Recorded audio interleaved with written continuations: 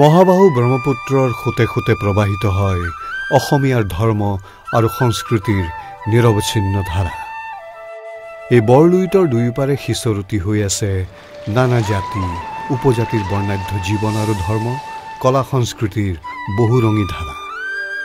বৰলুইতখন যেন তাৰেই নীৰৱ সাক্ষী। নদীদ্বীপ মাজুলীত এয়া মোৰ প্ৰথম পদাৰ্পণ। কমলাবাৰী ঘাটৰ বালিময় পথছোৱাৰ পৰা মই মোৰ যাত্ৰা আৰম্ভ কৰিলোঁ। বিস্তীৰ্ণ মুকলি আকাশে মোক আদৰণি জনালে। মোৰ অনুভৱ হ'ল মাজুলীৰ আকাশ বতাহত যেন উপঙি ফুৰিছে গুৰু দুজনাই ছটিয়াই যোৱা পবিত্ৰ নাম ধৰ্মৰ ৰেণুকণিকা। মণিকাঞ্চন তোৰণৰ মাজেদি মই ঢাপলি মেলিলোঁ সত্ৰ নগৰীখনৰ সত্ৰ সংস্কৃতিৰ বুজ ল'বলৈ।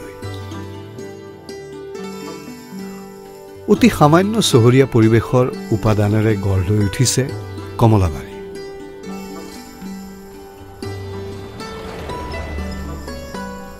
মাজুলীৰ এখন সত্ৰত উপস্থিত হৈ এটা দিন কটোৱাৰ উদ্দেশ্যেৰেই আজি মোৰ এই যাত্ৰা। ঐশ্বৰিক গুণসম্পন্ন মহাপুৰুষ শ্ৰীমন্ত শংকৰদেৱ আৰু মাধৱদেৱৰ দ্বাৰা প্ৰচাৰিত নৱবৈষ্ণৱ আন্দোলনে নিৰূপণ কৰিছিল অসমীয়া জাতিৰ একক সংজ্ঞা। একশৰণ ভগৱতী ধৰ্মৰ প্ৰাণ প্ৰতিষ্ঠা হৈছিল মহাবাহু ব্ৰহ্মপুত্ৰৰ বুকুৰ নদীদ্বীপ মাজুলীত। নাম ধৰ্মৰ ভেটিতেই মহাপুৰুষ দুইজনাই অসমীয়া সংস্কৃতিৰ অপৰূপ ৰূপ প্ৰদান কৰিছিল। গুৰু দুজনাৰ মণিকাঞ্চন সংযোগস্থলীত পৰৱৰ্তী কালত স্থাপিত হোৱা সত্ৰসমূহে সেই ঐতিহ্যমণ্ডিত অসমীয়া সংস্কৃতিৰ ধাৰাবাহিকতা বজাই ৰাখিছে। মহাপুৰুষীয়া ধৰ্ম আৰু সংস্কৃতিৰ কাণ্ডাৰী স্বৰূপ নতুন কমলাবাৰী সত্ৰৰ সত্ৰাধিকাৰ শ্ৰী নাৰায়ণ গোস্বামীৰ সৈতে কিছু ক্ষণ কটোৱাৰ হেঁপাহেৰে ঐতিহ্যমণ্ডিত সত্ৰখনৰ মজিয়া স্পৰ্শ কৰি পুলক অনুভৱ কৰিছোঁ। সত্ৰাধিকাৰ প্ৰভুৰ চৰণত সেৱা নিবেদন কৰি মই তেখেতৰ সত্ৰৰ সান্নিধ্যত কটোৱা সুদীৰ্ঘ জীৱনৰ নানান অভিজ্ঞতা আৰু অনুভূতিৰ বিষয়ে কিছু কথা জানিব বিচাৰিলোঁ। 7 বছৰতে কমলাবাৰী সত্ৰলৈ আহিলোঁ, আনিলে। এতিয়ালৈকে যিখিনি অভিজ্ঞতা হ'ল, বিভিন্ন ধৰণৰ অভিজ্ঞতা মোৰ জীৱনত হ'ল। আৰু সৰুতেনো কি কাৰণে আহিছিলোঁ, কি কাৰণে আনিছিলে সেই বিষয়তো মানে মই সিমানখিনি জনা নাছিলোঁ। পিছত লাহে লাহে উপলব্ধি আহিলে যে মই সত্ৰাধিকাৰ হ'ব লাগিব আৰু ইয়াৰ দায়িত্ব ল'ব লাগিব আৰু সত্ৰীয়া সংস্কৃতিৰ বিষয়ে চৰ্চা কৰিব লাগিব। এই গোটেইখিনি কথাখিনি মোৰ মনলৈ অহাৰ পিছত সেইখিনি মোৰ ক্ষুদ্ৰ বুদ্ধিৰে আৰু যিখিনি পাৰিলোঁ সেইখিনি মই সত্ৰীয়া সংস্কৃতিৰ বিষয়ত অধ্যয়ন চৰ্চা লিখা মেলা কৰিলোঁ। এইটো এটা মহাপুৰুষ মাধৱদেৱৰ বদিলা পদ্মমাতাৰ এটা আদৰ্শ। সেই আদৰ্শৰ ভিত্তিতে আমি গোটেইখিনি ব্ৰত ল'লোঁ। এটা সময়ত সত্ৰসমূহত গা কৰি উঠা সংহতি বিভাজনৰ বিষয়েও তেখেতে মন্তব্য প্ৰকাশ কৰে। চাউলং চুকাফাই 7 ৰাজ মাৰি 1 ৰাজ কৰিবলৈ চিন্তা কৰি পেলাই কাম কৰিছিলে। গতিকে শংকৰদেৱ মাধৱদেৱ মহাপুৰুষেও জাতি বৰ্ণ ধৰ্ম নিৰ্বিশেষে সকলোবিলাক এক কৰি এটা পৰিয়াল আৰু এক ধৰ্ম থাকিবৰ কাৰণে চিন্তা কৰিছিলে। গতিকে আমাৰ সংগতিৰ কথাবিলাক সম্পূৰ্ণ এটা ৰাজনৈতিক আৰু বিভাজনমুখী এটা মানে প্ৰক্ৰিয়া।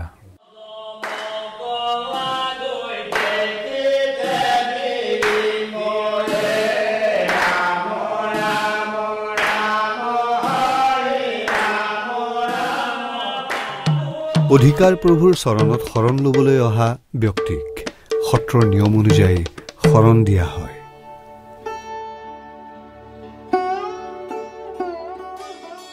সত্ৰনগৰী মাজুলীৰ দৰ্শনৰ বাবে অসমৰ ইমূৰ সিমূৰৰ পৰা তীৰ্থযাত্ৰী আৰু পৰ্যটকৰ সঘনে আগমন ঘটে।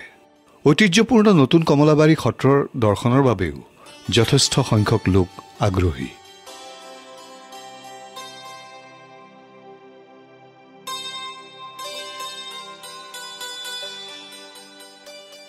সাত্বিক বিশুদ্ধতা আৰু পৰিষ্কাৰ পৰিচ্ছন্নতাৰে সত্ৰৰ নিজা ভূমিত উৎপাদিত চাউল, দাইল আৰু শস্যৰে কৰা অন্ন আৰু ব্যঞ্জনৰ পৰিৱেশনেৰে এই সত্ৰৰ অতিথিসকলে লাভ কৰা আতিথ্যৰ এক সুকীয়া আবেদন আছে।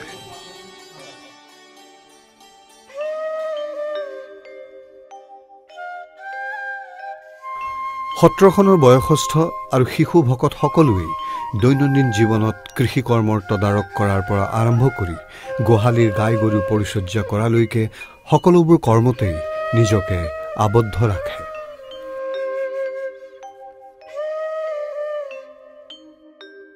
জীৱন নিৰ্বাহৰ বাবে প্ৰয়োজনীয় আত্মনিৰ্ভৰশীলতাই ভকত এজনৰ আধ্যাত্মিক আৰু সাংস্কৃতিক বিকাশতো যথেষ্ট প্ৰভাৱ পেলায়। দৈনন্দিন জীৱনৰ লাগতিয়াল সকলোখিনি যাৱতীয় কৰ্মৰাজি সুচাৰুৰূপে সম্পন্ন কৰি ভকত এজনে স্বাভাৱিকতে আত্মসন্তুষ্টি লাভ কৰে।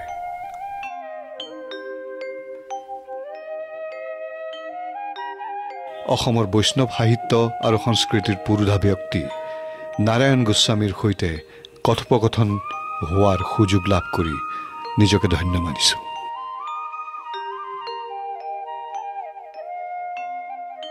বৈষ্ণৱ ভকতসকলৰ দৈনন্দিন জীৱন অতিবাহিত হোৱা আৱাস কোঠাসমূহ, যাক বহা বুলি কোৱা হয়, ধৰ্ম আৰু সংস্কৃতি সাধনাৰ একোটা আশ্ৰমস্বৰূপ। কেইবাটাও শতিকা গৰকি যোৱা এই পবিত্ৰ সত্ৰখনৰ আৱাসস্থলীৰ মজিয়াৰ পৰা যেন উদ্ভাসিত হয় এক বিশুদ্ধ আৰু একক সংস্কৃতিৰ আমোলমোল গোন্ধ। সময়ে গৰকি যোৱা সত্ৰ অনুষ্ঠানসমূহৰ প্ৰাৰম্ভিক কালৰ গাম্ভীৰ্য আৰু সৌষ্ঠৱ আজি যথেষ্ট পৰিমাণে ম্লান পৰিলেও শ্ৰীনাৰায়ণ গোস্বামী প্ৰভুৰ অতুলনীয় ব্যক্তিত্ব, পাণ্ডিত্য আৰু দূৰদৰ্শিতাৰ সমাহাৰত নতুন কমলাবাৰী সত্ৰখনে সত্ৰীয়া সংস্কৃতিক অবিকৃত ৰূপত ধৰি ৰাখিবলৈ যৎপৰোনাস্তি প্ৰচেষ্টা চলাই যাবলৈ সক্ষম হৈছে। মহাপুৰুষ দুজনাই বোৱাই যোৱা ধৰ্মীয় জ্ঞান, ভক্তি আৰু সাধনাৰ প্ৰজ্বলিত প্ৰজ্ঞাৰে এইজন ক্ষণজন্মা সত্ৰাধিকাৰে তেখেতৰ গৱেষণামূলক সৃষ্টিৰাজিৰে সত্ৰীয়া সংস্কৃতিক বিভিন্ন দৃষ্টিকোণৰ পৰা বিশ্লেষণ কৰি অসমীয়া সাহিত্যৰ ভঁৰাল চহকী কৰি গৈছে। নতুন কমলাবাৰী সত্ৰলৈ আহি সত্ৰাধিকাৰ নাৰায়ণ গোস্বামীৰ সৈতে অন্তৰংগ আলাপ কৰি মই বুজিছিলোঁ যে কেৱল বৈষ্ণৱ ভক্তি সাধনাই তেখেতৰ মূল উদ্দেশ্য নহয়, সম্পূৰ্ণ মৌলিক সত্ৰীয়া সংস্কৃতিৰ সংৰক্ষণ আৰু অকৃত্ৰিম ৰূপৰ প্ৰচাৰ আৰু প্ৰসাৰৰ বাবে তেখেত অতিকৈ উদ্বিগ্ন।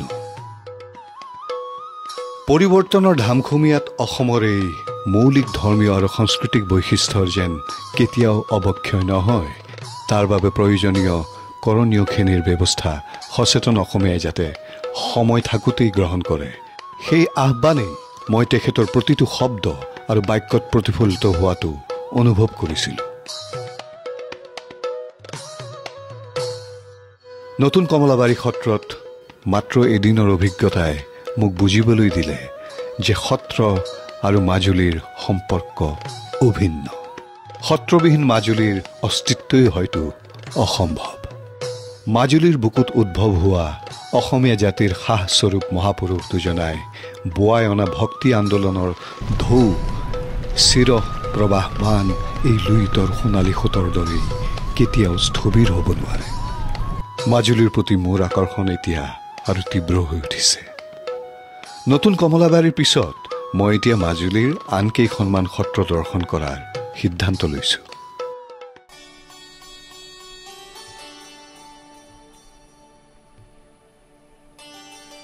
মনোৰম নৈসৰ্গিকতা মোৰ মাজুলীৰ যাত্ৰাৰ সংগী হৈ ৰ'ল। এজাৰৰ ৰঙে কোমল ৰঙীন কৰি তুলিছে মোৰ অনুভূতি।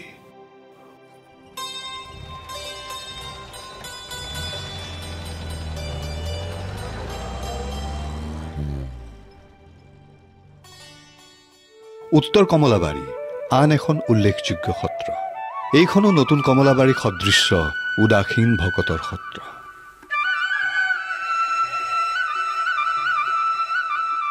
পৰম্পৰাগত অসমীয়া জলপান আৰু অন্নেৰে অভ্যাগতক সত্ৰৰ ভকতে অকৃত্ৰিম সেৱা শুশ্ৰূষা আগবঢ়োৱাটো সত্ৰীয়া পৰম্পৰাৰ সৈতে যেন ওতঃপ্ৰোতভাৱে জড়িত হৈ আছে।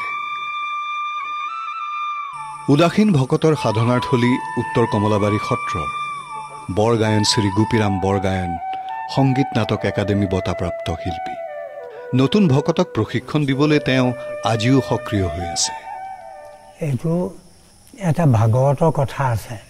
ব্ৰহ্মা দিলা নাৰদক ইটো ফলৰ ৰহস্যক নাৰদে ব্যাসক আনি দিলা, ইডালে সিডালে লাগি তিলক নগৈল ভাগি শুক মুখে ভূমিত পৰিলা। এইটো হৈছে পৰম্পৰা। শংকৰদেৱ মাধৱদেৱ মহাপুৰুষ দুইজনাৰ আদৰ্শৰে সহিতে সত্ৰ সমাজবোৰ চলি আছে।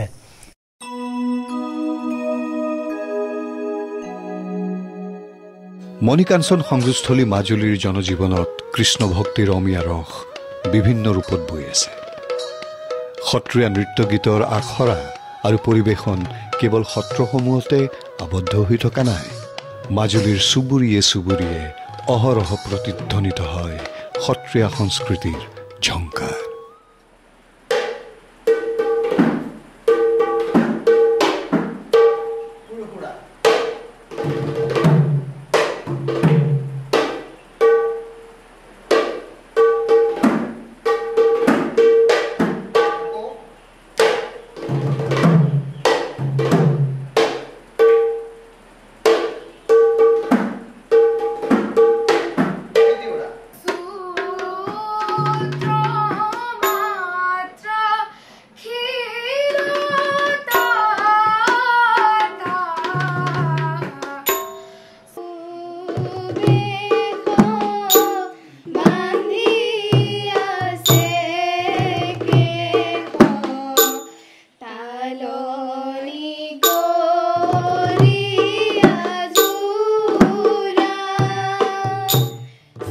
দৈনন্দিন সাংসাৰিক জীৱনৰ প্ৰতিটো কাৰ্যতেই জ্ঞাত বা অজ্ঞাতভাৱে মাজুলীবাসীৰ মুখৰ পৰা নিৰ্গত হয় কৃষ্ণ বন্দনা। মাধৱ মধুসূদন অ তুমি নিত নিৰণ জন নাৰায়ণ তোমাত ললো শৰণ। অতিথি সৎকাৰ যেন ঈশ্বৰ সেৱাৰ আন এক ৰূপ। এনে মনোভাৱেৰেই মাজুলীবাসীয়ে আলহী অতিথিক সেৱা শুশ্ৰূষা কৰে। মাজুলীৰ সমাজ জীৱনত সত্ৰ নিৰ্গত ধৰ্মীয় ৰীতি নীতিৰ প্ৰভাৱ সুন্দৰভাৱে প্ৰতিফলিত হয় বিভিন্ন সেৱা অনুষ্ঠানৰ মাজেৰে। প্ৰায় প্ৰতি ঘৰ গৃহস্থত আয়োজিত হয় বাৰ্ষিক নাম সেৱা অনুষ্ঠান। অত্যন্ত ভক্তি সহকাৰে আৰু পবিত্ৰ ভাৱেৰে গৃহস্থই আয়োজন কৰা নাম সেৱা ভাগৰ আদৰ বৰ অকৃত্ৰিম। মাজুলীৰ সত্ৰ অনুষ্ঠানসমূহ কেৱল উদাসীন ভকতৰ বাবেই নিৰ্ধাৰিত হৈ থকা নাই। উদাসীন ভকতৰ আধ্যাত্মিক আৰু সাংস্কৃতিক চিন্তা চেতনাৰ কেন্দ্ৰস্বৰূপ মূল সত্ৰকেইখনৰ বাদেও মাজুলীত কেইবাখনো ঐতিহ্যমণ্ডিত গৃহস্থী সত্ৰও সত্ৰীয়া ৰীতি নীতি আৰু পৰম্পৰাৰ প্ৰবাহত গুৰুত্বপূৰ্ণ ভূমিকা পালন কৰি আহিছে। বেঙেনাআটি তেনে এখন ঐতিহ্যমণ্ডিত সত্ৰ।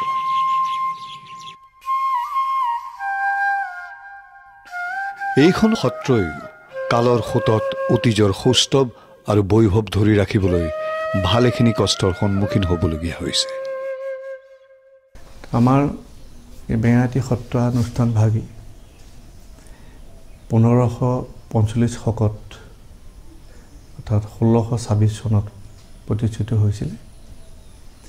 এই সত্ৰভাগী মুৰাৰী দেৱৰ দ্বাৰা প্ৰতিষ্ঠা হৈছিলে আৰু এই সত্ৰ প্ৰথমতেই নামনি অসমৰ মংগলদৈত প্ৰতিষ্ঠা লাভ কৰিছিলে। পৰৱৰ্তী সময়ত এই উত্তৰ গুৱাহাটী গড়চৰত এই সত্ৰ প্ৰতিষ্ঠিত হৈছিলে আৰু তাৰ পৰা উজাই আহি আমাৰ লখিমপুৰৰ নাৰায়ণপুৰত সক্ৰাহী নামৰ স্থানত এই সত্ৰ প্ৰতিষ্ঠিত হৈছিলে আৰু পিছত 1700 শতিকাৰ শেষৰ ফালৈ মাজুলীলৈ সত্ৰ স্থানান্তৰ হৈছিলে।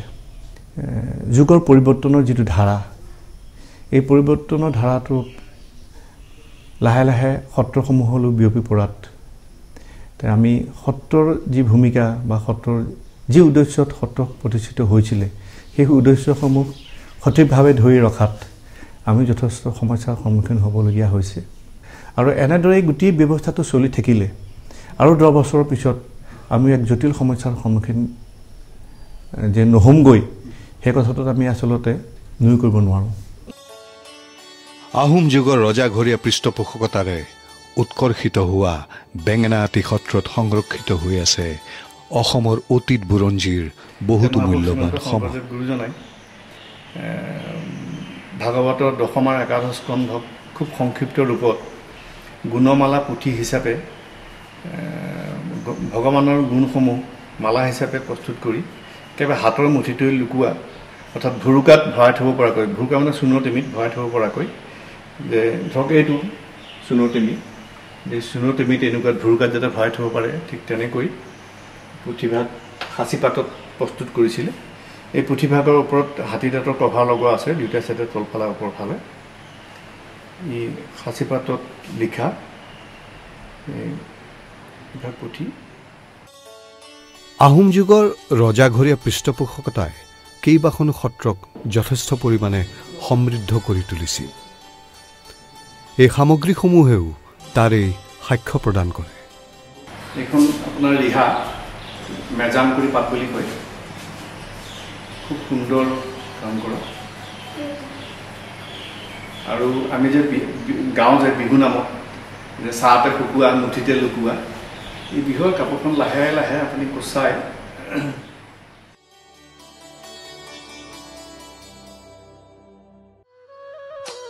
নাম দেউ গুৰু ভকত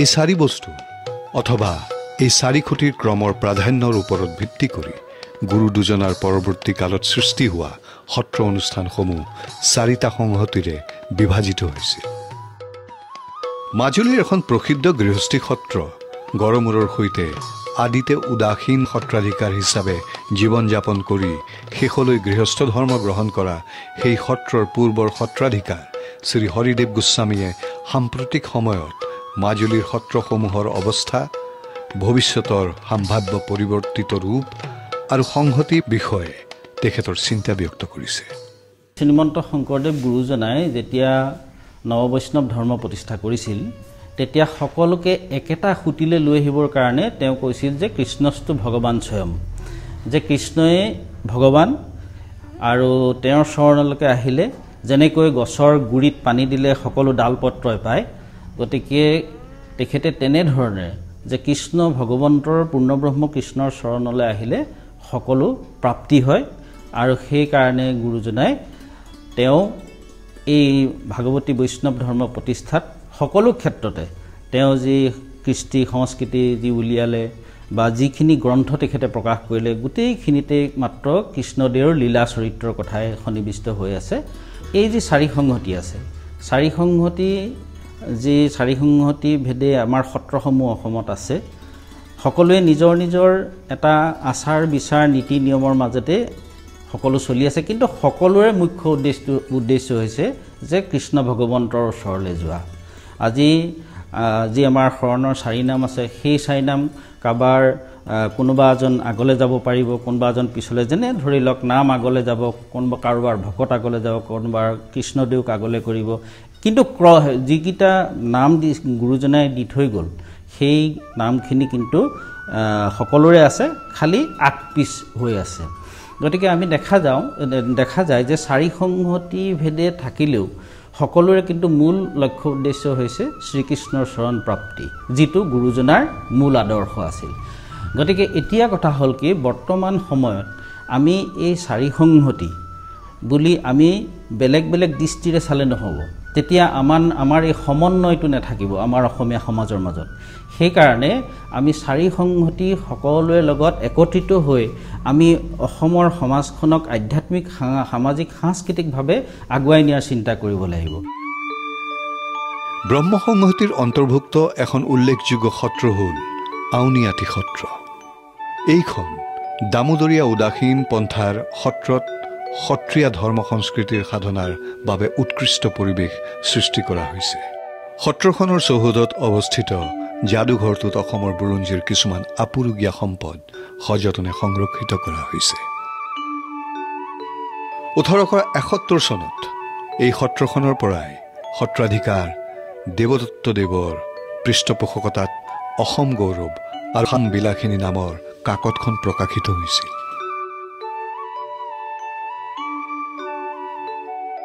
যাদুঘৰটোত সংৰক্ষিত আপুৰুগীয়া সম্পদসমূহে সুন্দৰকৈ প্ৰতিপন্ন কৰিছে যে বৈষ্ণৱ ধৰ্ম জ্ঞান আৰু সংস্কৃতিৰ চৰ্চা আৰু সাধনাৰ সমান্তৰালকৈ অসমৰ ইতিহাস পৰম্পৰা আৰু ঐতিহ্যৰ প্ৰতিও সত্ৰসমূহে সজাগ আৰু সচেতন দৃষ্টি প্ৰদান কৰি আহিছে।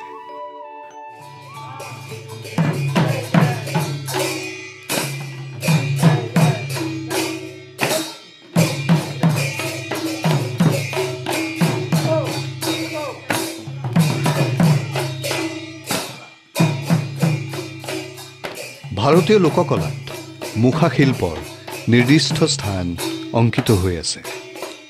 অসমতো ভাওনাৰ সৈতে মুখাৰ সম্পৰ্ক নিবিড়।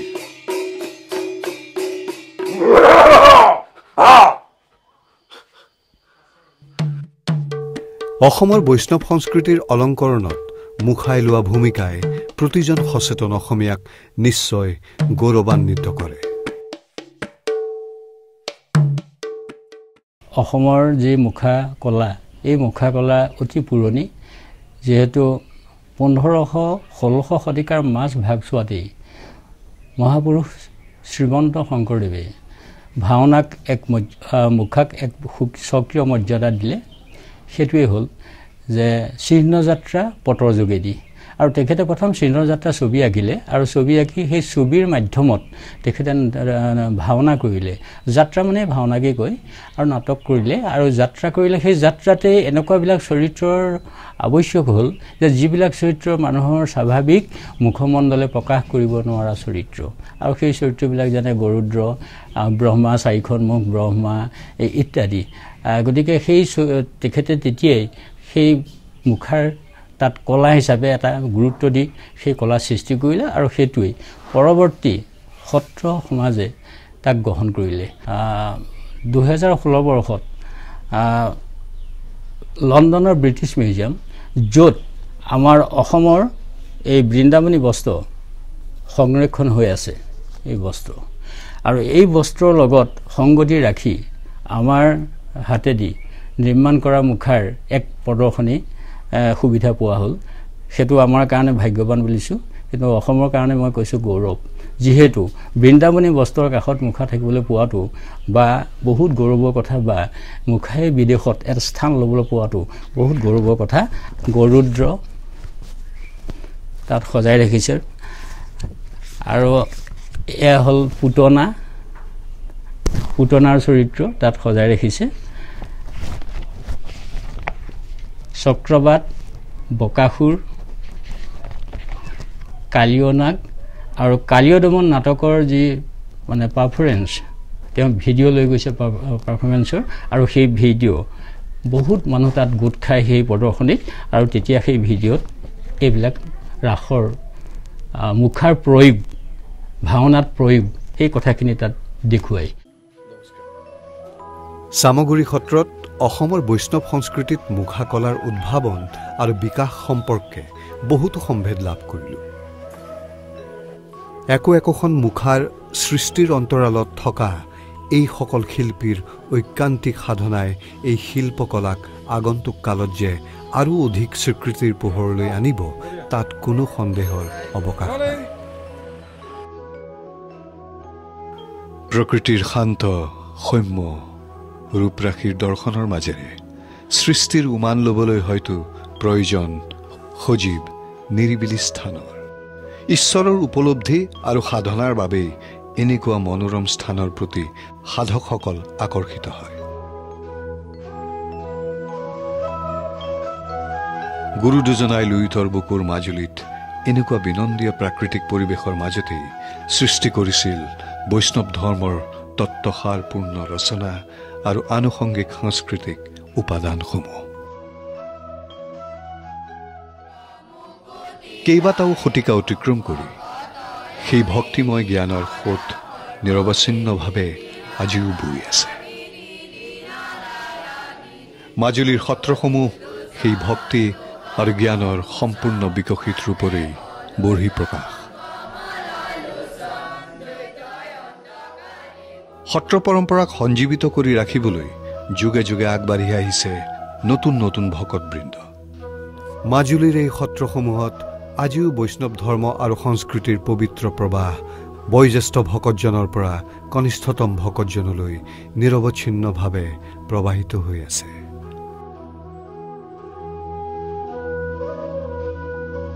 আকাশৰ সীমাহীন ব্যাপ্তিৰ দৰে অবিৰত ৰূপত অনুৰণিত হয় হৰিনাম ৰসৰ ঝংকাৰ। মাজুলীৰ মাটি, আকাশ আৰু বতাহত তাৰেই অহৰহ প্ৰতিফলন।